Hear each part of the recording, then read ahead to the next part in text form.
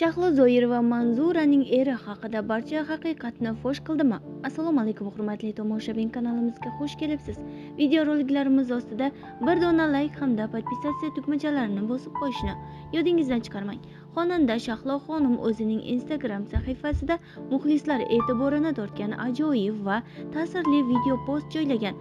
Unda san'atkor dugonasi xonanda Manzura uchun maxsus "Baxting muborak bo'lsin" nomli yor-yorni ijro etgan.